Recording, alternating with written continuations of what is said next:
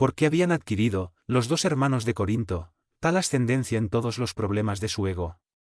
¿Por qué esperaba a Abigail, a través de todos los caminos de la juventud, en la idealización de una vida pura?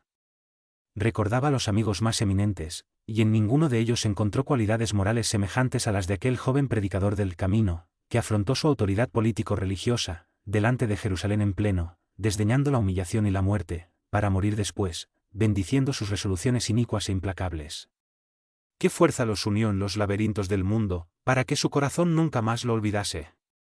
La dolorosa verdad es que se encontraba sin paz interior, no obstante la conquista y el gozo de todas las prerrogativas y privilegios, entre las figuras más destacadas de su raza. En su pensamiento, hacía una fila de todas las jóvenes que había conocido en el transcurso de la vida, las amigas de la infancia, y en ninguna de ellas podía encontrar las mismas características de Abigail, que adivinaba sus más recónditos deseos. Atormentado por las profundas indagaciones que dominaban su mente, pareció despertar de una gran pesadilla. Debía ser mediodía. Muy distante aún, el paisaje de Damasco presentaba en sus contornos pomares espesos, cúpulas cenicientas que se esbozaban a lo lejos. Bien montado, en su camello, evidenciando el aplomo de un hombre habituado a los placeres del deporte, Saulo iba al frente, en actitud dominadora. Pero, en un momento dado, cuando apenas había despertado de las angustiosas reflexiones, se siente envuelto por luces diferentes de la tonalidad solar. Tiene la impresión de que el aire se rasgaba como una cortina, bajo una presión invisible y poderosa. Íntimamente, se considera presa de un inesperado vértigo después de un esfuerzo mental, persistente y doloroso. Quería volverse, pedir la ayuda de los compañeros, pero no los ve, a pesar de la posibilidad de suplicar el auxilio. Jacob. Demetrio. Ayúdenme, grita desesperadamente. Pero la confusión de los sentidos le quitó la noción de equilibrio y cae del animal, al desamparo, sobre la arena caliente. No obstante, la visión parece dilatársele hasta el infinito. Otra luz baña sus ojos deslumbrados, y en el camino, que la atmósfera rasgada le muestra, ve surgir la figura de un hombre, de majestuosa belleza, dándole la impresión de que descendía del cielo a su encuentro. Su túnica estaba hecha de puntos luminosos, los cabellos tocaban en sus hombros, a la usanza nazarena, los ojos magnéticos, imantados de simpatía y amor, iluminaban la fisonomía grave y tierna, donde era notable una divina tristeza. El doctor de Tarso lo contemplaba con profundo asombro, y fue entonces cuando, con una inflexión de voz inolvidable, el desconocido se dejó oír: Saulo. Saulo. ¿Por qué me persigues? El joven tartense no sabía que estaba instintivamente de rodillas. Sin poder definir lo que pasaba, comprimió el corazón en una actitud desesperada. Un incoercible sentimiento de veneración se posesionó enteramente de él. ¿Qué significaba aquello? ¿De quién era aquella figura divina que entreveía en el panel abierto del firmamento y cuya presencia inundaba su corazón precipitado de emociones desconocidas? Mientras los compañeros rodeaban al joven arrodillado, sin oír ni ver nada, no obstante haber percibido, al principio, una gran luz en lo alto, Saulo interrogaba, con voz trémula y recelosa: ¿Quién sois, Señor? Aureolado de una luz balsámica y en un tono de inconcebible dulzura, el Señor respondió: Yo soy Jesús. Entonces, se vio al orgulloso e inflexible doctor de la ley curvarse hacia el suelo, en llanto convulsivo. Se diría que el apasionado rabino de Jerusalén había sido herido de muerte, experimentando en un momento el desmoronamiento de todos los principios que conformaron su espíritu y lo orientaron, hasta entonces, en la vida. Ante sus ojos tenía, ahora, y así, a aquel Cristo magnánimo e incomprendido. Los predicadores del camino no estaban equivocados. La palabra de Esteban era la verdad pura. La creencia de Abigail era la senda real. Aquel era el Mesías. La maravillosa historia de su resurrección no era un recurso legendario para fortificar las energías del pueblo. Sí, él, Saulo, lo veía allí, en el esplendor de sus glorias divinas. Y qué amor debía animar su corazón lleno de augusta misericordia, para venir a encontrarlo en los caminos desiertos, a él, Saulo, que se enarboló en perseguidor implacable de los discípulos más fieles. En la expresión de sinceridad de su alma ardiente, consideró todo eso en la fugacidad de un minuto. Experimentó una invencible vergüenza por su pasado cruel. Un torrente de lágrimas impetuosas lavaba su corazón.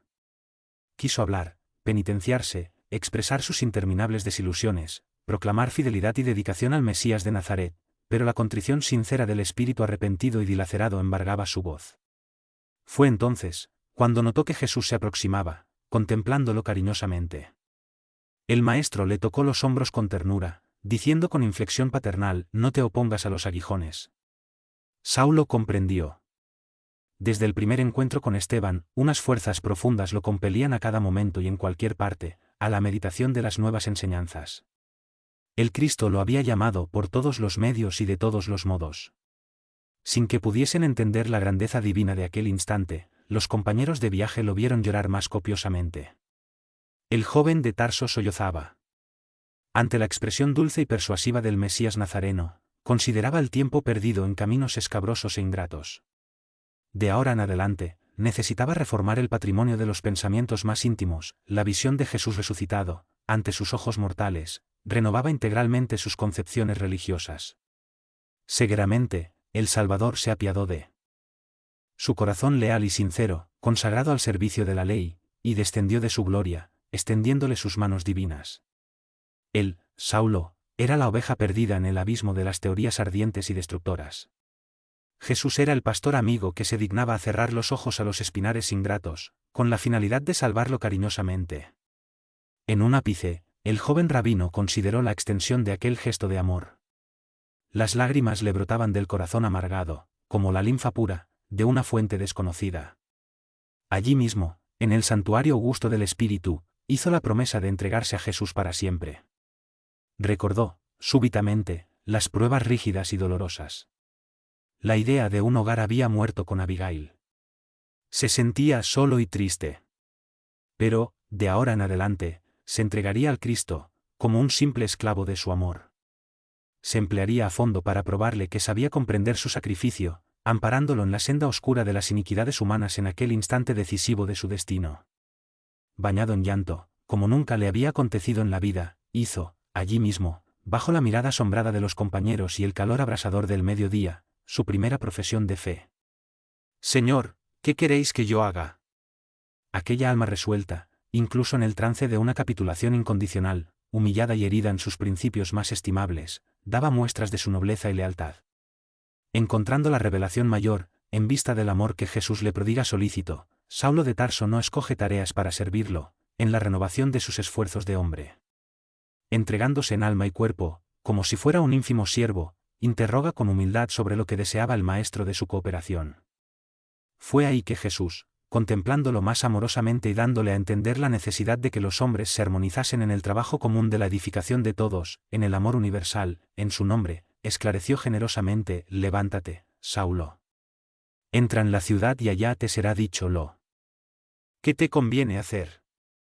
Entonces, el joven tartense no percibió más la amorosa figura, guardando la impresión de estar sumergido en un mar de sombras. Prosternado, continuaba llorando, causando piedad a sus compañeros. Se restregó los ojos como si desease rasgar el velo que le oscurecía la vista, pero solo conseguía tantear en el seno de las sombras densas. Poco a poco, comenzó a percibir la presencia de los amigos, que parecían comentar la situación. Por fin, Jacob decía a uno de ellos, evidenciando una gran preocupación: «¿Qué haremos ahora?». «Creo que lo mejor», respondía el interpelado, «es que enviemos a Jonás a Damasco, requiriendo providencias inmediatas». «Pero, ¿qué habrá pasado?», preguntaba el viejo respetable que respondía por Jonás. «No sé bien lo que pasó», contestaba Jacob impresionado. «Al principio, noté una intensa luz en los cielos y enseguida, oí que él pedía ayuda.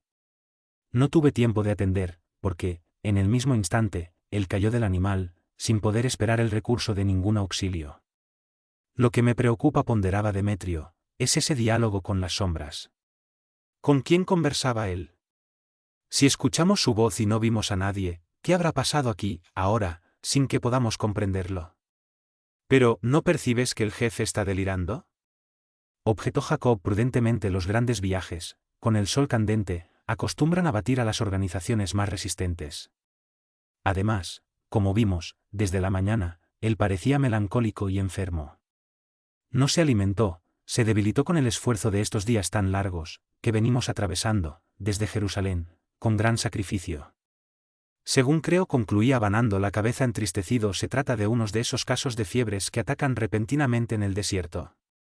No obstante, el viejo Jonás, con los ojos desorbitados, miraba al rabino sollozante, con gran admiración. Después de oír la opinión de los compañeros, habló, receloso, como si temiese ofender a alguna entidad desconocida. Tengo gran experiencia en estas marchas con el sol a plomo. Gasté la juventud conduciendo camellos, a través de los desiertos de Arabia. Pero, nunca vi a un enfermo, en estos lugares con estas características. La fiebre de los que caen extenuados en el camino no se manifiesta con delirio y lágrimas. El enfermo cae abatido, sin reacciones. Pero, aquí observamos al patrón como si estuviese conversando con un hombre invisible para nosotros. Rechazo aceptar esa hipótesis, mas estoy desconfiado de que, en todo eso, haya una señal de los sortilegios del camino. Los seguidores del carpintero saben sobre procesos mágicos que estamos lejos de comprender. No ignoramos que el doctor se consagró a la tarea de perseguirlos donde se encuentren. ¿Quién sabe si planearon contra él alguna venganza cruel? Me ofrecí para venir a Damasco, a fin de huir de mis parientes, que parecen seducidos por esas doctrinas nuevas. ¿Dónde se vio curar la ceguera de alguien con la simple imposición de manos? Pues mi hermano se curó con el famoso Simón Pedro. Solo la hechicería, según veo, esclarecerá esas cosas. Viendo tantos hechos misteriosos, en mi propia casa, tuve miedo de Satanás y huí. Recogido en sí mismo, sorprendido en medio de las tinieblas densas que lo envolvían, Saulo escuchó los comentarios de los amigos, experimentando un gran abatimiento, como si volviese exhausto y ciego, de una inmensa derrota. Limpiándose las lágrimas, llamó a uno de ellos con profunda humildad. Acudieron todos solícitamente. ¿Qué sucedió?, preguntó Jacob, preocupado y ansioso. Estamos afligidos por vuestra causa. ¿Estáis enfermo, señor? ¿Haremos todo lo que juzguéis necesario? Saulo hizo un gesto triste y añadió, estoy ciego. Pero, ¿cómo fue eso?, preguntó otro, inquieto. Yo vi a Jesús Nazareno. Dijo contrito, enteramente modificado. Jonás hizo una significativa señal, como afirmando a los compañeros que tenía razón, entremirándose todos muy admirados. Entendieron, de modo instintivo, que el joven rabino se había perturbado. Jacob, que era una persona de su intimidad, tomó la iniciativa de las primeras decisiones y afirmó, Señor, lamentamos vuestra enfermedad. Pero, precisamos resolver sobre el destino de la caravana. Mientras tanto, el doctor de Tarso, revelando una humildad que jamás se conjugó con su cariz dominador, dejó caer una lágrima y respondió con profunda tristeza, Jacob, no te preocupes por mí. En lo relativo a lo que me corresponde hacer, necesito llegar a Damasco, sin demora. En cuanto a ustedes, y la voz reticente se le quebrantó dolorosamente, como comprimida por una gran angustia, para concluir en tono amargo, hagan como quieran, pues, hasta ahora, ustedes eran mis siervos, pero, de ahora en adelante, yo también soy esclavo, pues ya no me pertenezco a mí mismo. Ante aquella voz humilde y triste, Jacob comenzó a llorar. Tenía plena convicción de que Saulo había enloquecido. Llamó a los dos compañeros aparte y explicó, ustedes volverán a Jerusalén con la triste novedad, mientras me dirijo a la ciudad próxima, con el doctor, a disponer de la mejor forma. Lo llevaré con sus amigos y buscaremos la ayuda de algún médico. Lo noto extremadamente perturbado. El joven rabino se puso al tanto de las deliberaciones casi sin sorpresa. Se conformó pasivamente con la resolución del servidor. En aquella hora, sumergido en tinieblas densas y profundas, tenía la imaginación repleta de trascendentes conjeturas. La súbita ceguera no lo afligía. Del ámbito de aquella obscuridad que le henchía los ojos de la carne, parecía emerger la figura radiante de Jesús, a los ojos de su espíritu. Era justo que cesasen sus percepciones visuales, a fin de conservar, para siempre, el recuerdo del glorioso minuto de su transformación hacia una vida más sublime. Saulo recibió las observaciones de Jacob, con la humildad de un niño. Sin una queja, sin resistencia, oyó el trote de la caravana que regresaba, mientras el viejo servidor le ofrecía el brazo amigo. Lleno de muchos recelos, con el llanto escurriendo de sus inexpresivos ojos, como perdidos en alguna visión que acechaba en el vacío, el orgulloso doctor de Tarso, guiado por Jacob, seguía a pie, bajo el sol ardiente de las primeras horas de la tarde. Conmovido por las bendiciones que recibió de las esferas más elevadas de la vida, Saulo lloraba como nunca. Estaba ciego y separado de los suyos. Dolorosas angustias se represaban en su corazón oprimido. Pero la visión del Cristo redivivo, su palabra inolvidable, su expresión de amor, estaban presentes en su alma transformada. Jesús era el Señor, inaccesible a la muerte. Él orientaría sus pasos en el camino, le daría nuevas órdenes, secaría las llagas de la vanidad y del orgullo que corroían su corazón, sobre todo, le concedería fuerzas para reparar los errores de sus días de ilusión. Impresionado y triste, Jacob guiaba al jefe amigo, preguntándose a sí mismo la razón de aquel llanto incesante y silencioso.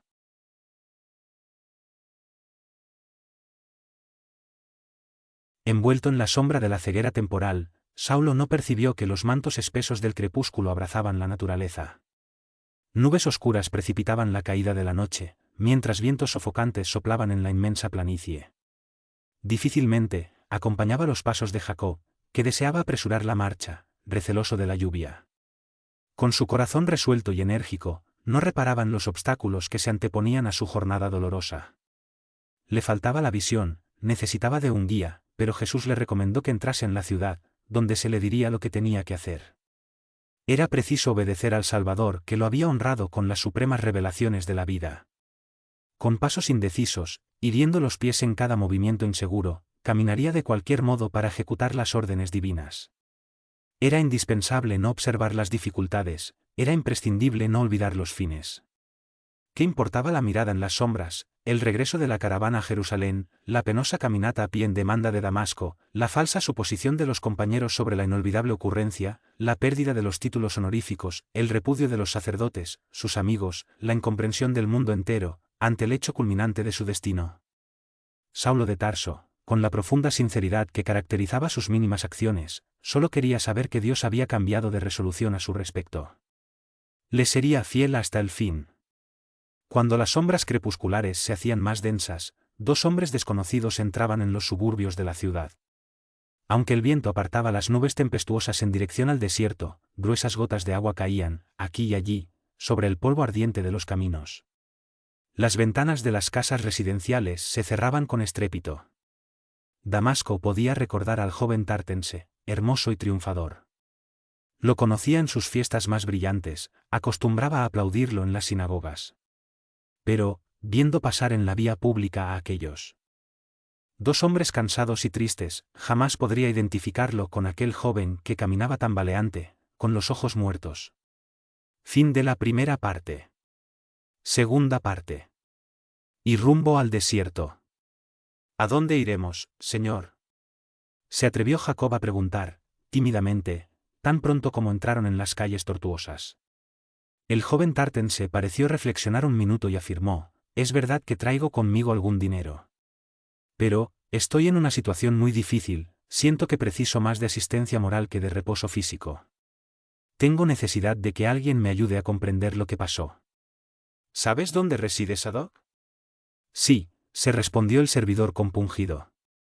«Llévame hasta allá. Después de reunirme con algún amigo, pensaré en un hospedaje». No pasó mucho tiempo para que estuvieran ante la puerta de un edificio de singular y soberbia apariencia. Murallas bien delineadas cercaban el extenso atrio adornado de flores y arbustos. Descansando junto al portón de entrada, Saulo recomendó al compañero, «No conviene que me aproxime así, sin dar aviso. Jamás visité a Sadoc en estas condiciones. Entra en el atrio, llámalo y cuéntale lo que me pasó. Esperaré aquí, incluso porque ya me cuesta dar un paso». El servidor obedeció prontamente. El banco de reposo donde se sentó distaba algunos pasos del gran portón de acceso, pero quedándose solo, ansioso por oír a un amigo que lo comprendiese, Saulo se levantó y buscó el muro, tanteando. Vacilante y trémulo, se arrastró con dificultad hasta alcanzar la entrada, permaneciendo allí. Acudiendo al llamado, Sadoc salió para saber el motivo de la inesperada visita. Jacob explicó, con humildad, que venía de Jerusalén, acompañando al doctor de la ley y le narró los mínimos incidentes del viaje y los fines perseguidos, pero, cuando se refirió al episodio principal, Sadoc desorbitó los ojos, estupefacto. Le costaba creer lo que oía, pero no podía dudar de la sinceridad del narrador, que, por su parte, apenas ocultaba su propio asombro. El hombre habló, entonces, del mísero estado del jefe, de su ceguera, de las copiosas lágrimas que vertía. Saulo llorando. El amigo de Damasco recibía las extrañas noticias con inmensa sorpresa, sintetizando las primeras impresiones con una respuesta desconcertante para Jacob: lo que me cuenta es casi inverosímil en estas circunstancias, es imposible acogerlos aquí. Desde anteayer tengo la casa llena de importantes amigos, recién llegados de Citium, para tener una buena reunión en la sinagoga, el sábado próximo. Por mí, supongo que Saulo se perturbó, inesperadamente, y no quiero exponerlo a juicios y comentarios indignos. Pero, señor, ¿qué le diré? Dígale que no estoy en casa. Pero, me encuentro solo con él, así perturbado y enfermo y, como veis, la noche es tempestuosa. Sadoc reflexionó un momento y agregó: eso no será difícil de remediar. En la próxima esquina ustedes encontrarán la llamada calle derecha y, después de caminar algunos pasos, encontrarán el hospedaje de Judas, que tiene siempre muchas habitaciones disponibles. Más tarde, trataré de llegar allá para saber lo ocurrido. Oyendo tales palabras, que parecían más una orden que la respuesta a un angustioso llamado de un amigo, Jacob se despidió sorprendido y desanimado. Señor, le dijo al rabino, regresando al portón de entrada, desgraciadamente vuestro amigo Sadoc no se encuentra en casa. No está, exclamó Saulo, admirado desde aquí oí su voz, aunque no distinguí lo que decía. ¿Será posible que mis oídos estén también perturbados? Ante aquella observación tan expresiva y sincera, Jacob no consiguió disimular la verdad y contó al rabino la bienvenida que había tenido, además de la actitud reservada y fría de Sadoc. Siguiendo los pasos del guía, Saulo oyó todo, mudo, enjugando una lágrima. No contaba con semejante recepción por parte de un colega que siempre había considerado digno y leal, en todas las circunstancias de la vida. La sorpresa le perturbaba. Era natural que Sadoc temiese por la renovación de sus ideas, pero no era justo que abandonase a un amigo enfermo, a la intemperie de la noche. No obstante, ante el remolino de amarguras que comenzaban a entumecer su corazón, recordó repentinamente la visión de Jesús y pensó que, efectivamente, poseía ahora experiencias que el otro no había podido conocer, llegando a la conclusión de que tal vez hiciese lo mismo si los papeles estuviesen invertidos. Concluido el relato del compañero, comentó, resignado: Sadoc tiene razón. No estaría bien perturbarlo con la descripción del hecho, cuando tiene a la mesa amigos con responsabilidad en la vida pública. Aparte de todo eso, estoy ciego. Sería un estorbo y no un huésped. Esas consideraciones conmovieron al compañero, que, además, dejó percibir al joven rabino sus propios recelos. En las palabras de Jacob, Saulo entrevió una vaga expresión de temores injustificables. La manera de proceder de Sadoc tal vez le hubiese aumentado la desconfianza. Sus advertencias eran reticentes, vacilantes. Parecía intimidado, como si previese amenazas a su tranquilidad personal. En los conceptos más sencillos, evidenciaba el miedo de ser acusado como portador de alguna expresión del camino. En su amplitud de sentido psicológico, el joven tartense lo comprendía todo. Era verdad que él, Saulo, representaba el jefe supremo de la campaña demoledora, pero, de ahora en adelante, consagraría su vida a Jesús, comprometiendo así a cuantos se aproximasen a él, directa y ostensiblemente. Su transformación provocaría muchas protestas en el ámbito farisaico. Presintió en las indecisiones del guía el recelo de ser acusado de algún sortilegio o brujería. En efecto, después de ser convenientemente instalados en el modesto hospedaje de Judas, el compañero le habló preocupado: Señor, me pesa alegar mis conveniencias, pero, de acuerdo con los proyectos hechos, necesito regresar a Jerusalén, donde me esperan 2 hijos, con el objetivo de establecer nuestra residencia en Cesarea. Perfectamente, respondió Saulo, respetando sus escrúpulos, podrás partir al amanecer. Aquella voz, antes agresiva y autoritaria, se tornó ahora compasiva y tierna, tocando el corazón del servidor en sus fibras más sensibles. Sin embargo, señor, estoy dudando, dijo el viejo, impulsado por el remordimiento: estáis ciego, necesitáis de ayuda para recobrar la vista y siento sinceramente dejaros al abandono. No te preocupes por mi causa, exclamó el doctor de la ley, resignado. ¿Quién te dijo que permaneceré abandonado? Estoy convencido de que mis ojos estarán curados muy pronto. Además, continuó Saulo como consolándose a sí mismo, Jesús me mandó a entrar en la ciudad, para que supiese lo que me convenía. De seguro, no me dejará ignorando lo que debo hacer. Hablando así, no pudo ver la expresión de piedad con la que Jacob lo contemplaba, desconcertado y oprimido. Pero, a pesar de la tristeza que le causaba el jefe en semejante estado, y recordando los castigos infligidos a los seguidores del Cristo, en Jerusalén, no consiguió sustraerse a sus íntimos temores y partió a los primeros albores de la mañana. Saulo, ahora, estaba solo. En el velo espeso de las sombras, podía entregarse a sus profundas y tristes meditaciones. La bolsa repleta y franca le aseguró la solicitud del hospedero, que, de cuando en cuando, venía a saber sus necesidades, pero, en vano, el huésped fue invitado a comidas y diversiones, porque nada lo removía de su taciturno aislamiento. Aquellos 3 días en Damasco fueron de rigurosa disciplina espiritual. Su personalidad dinámica había establecido una tregua a las actividades mundanas, para examinar los errores del pasado, las dificultades del presente y las realizaciones del futuro. Necesitaba ajustarse a la ineludible reforma de su yo. En la angustia del espíritu, se sentía, de hecho, desamparado de todos los amigos. La actitud de Sadoc era típica y valdría por la de todos los correligionarios, que jamás se conformarían con su adhesión a los nuevos ideales. Nadie creería en el ascendiente de la conversión inesperada, pero había que luchar contra todos los escépticos, pues Jesús, para hablar a su corazón, había escogido la hora más clara y rutilante del día, en un lugar amplio y descampado y en la sola compañía de 3 hombres mucho menos cultos que él, y, por eso mismo, incapaces de comprender algo en su pobreza mental. En la apreciación de los valores humanos, experimentaba la insoportable angustia de los que se encuentran en completo abandono, pero, en el torbellino de los recuerdos, se destacaban las figuras de Esteban y Abigail, que le proporcionaban consoladoras emociones. Ahora comprendía a aquel Cristo que vino al mundo, principalmente para ayudar a los desventurados y tristes de corazón. Antes, se resentía contra el Mesías nazareno, en cuya acción presumía tal o cual voluptuosidad incomprensible de sufrimiento. Sin embargo, ahora, llegaba a examinarse mejor, sorbiendo, en su propia experiencia, las más provechosas deducciones. No obstante los títulos del Sanedrín, las responsabilidades públicas, el renombre que lo hacía ser admirado en todas partes, ¿quién era él sino un necesitado de la protección divina? Las convenciones mundanas y los prejuicios religiosos le proporcionaban una aparente tranquilidad, pero bastó la intervención del dolor imprevisto para que evaluase sus inmensas necesidades. Abismalmente concentrado en la ceguera que lo envolvía, oró con fervor, recurrió a Dios para que no le dejase sin socorro, pidió a Jesús que aclarase su mente atormentada por las ideas de angustia y desamparo. En el tercer día de oraciones fervorosas, y aquí que el hospedero anuncia que alguien lo busca. ¿Sería Sadoc? Saulo tiene sed de una voz cariñosa y amiga. Lo manda a entrar. Un anciano de semblante calmado y afectuoso se encuentra allí, sin que el convertido pueda ver sus respetables canas y su generosa sonrisa. El mutismo del visitante hacía pensar que era desconocido. ¿Quién sois?, pregunta el ciego, admirado. Hermano Saulo, replica el interpelado con dulzura, el Señor, que se te apareció en el camino, me envió a esta casa para que vuelvas a ver y recibas la iluminación del Espíritu Santo. Oyéndolo, el joven de Tarso tanteó ansiosamente en las sombras.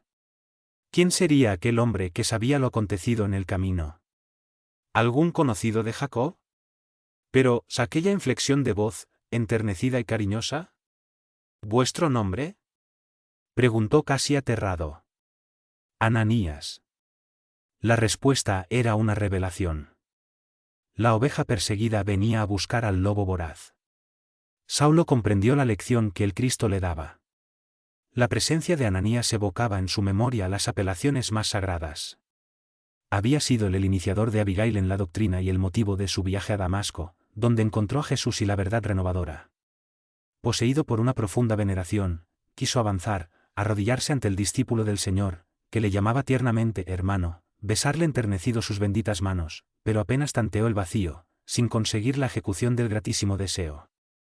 Quisiera besar vuestra túnica, dijo con humildad y reconocimiento, pero, como veis, estoy ciego. Justamente, Jesús me mandó para que tuvieseis, de nuevo, el don de la vista. Conmovido, el viejo discípulo del Señor notó que el perseguidor cruel de los apóstoles del camino estaba totalmente transformado. Oyendo su palabra plena de fe, Saulo de Tarso dejaba transparentar, en el semblante, señales de profunda alegría interior. De los ojos ensombrecidos, manaron lágrimas cristalinas. El joven apasionado y caprichoso, aprendió a ser humano y humilde. Jesús es el Mesías eterno. He puesto mi alma en sus manos, dijo entre compungido y esperanzado. Me arrepiento de mi camino. Bañado en el llanto del arrepentimiento sincero, sin saber manifestar el reconocimiento de aquella hora, en virtud de las tinieblas que dificultaban sus pasos, se arrodilló con humildad. El generoso anciano quiso adelantarse, impedir aquel gesto de renuncia suprema, considerando su propia condición de hombre falible e imperfecto, pero deseando estimular todos los recursos de aquella alma ardiente, a favor de su completa conversión al Cristo, se aproximó conmovido, y colocando la mano encallecida en aquella frente atormentada, exclamó: «Hermano Saulo, en nombre de Dios Todopoderoso, yo te bautizo para la nueva fe en Cristo Jesús». Entre lágrimas ardientes que corrían de los ojos, el joven Tarten se acentuó: «Arrepentido, dígnese el Señor perdonar mis pecados e iluminar mis propósitos para llevar a cabo una vida nueva». Ahora, dijo Ananías, imponiéndole las manos en los ojos apagados y en un gesto amoroso: «En nombre del Salvador, pido a Dios para que veas nuevamente». «Si es del agrado de Jesús que eso acontezca», advirtió Saulo, compungido, «ofrezco mis ojos a sus santos servicios, para todo, y para siempre». Y como si entrasen en juego fuerzas poderosas e invisibles, sintió que de los párpados doloridos caían unas sustancias pesadas como escamas, en la misma proporción en que la vista volvía, embebiéndose de luz. A través de la ventana abierta, vio el cielo claro de Damasco, experimentando una indefinible ventura en aquel océano de claridades deslumbrantes. La brisa de la mañana, como perfume del sol, venía a bañar su frente, traduciendo para su corazón una bendición de Dios.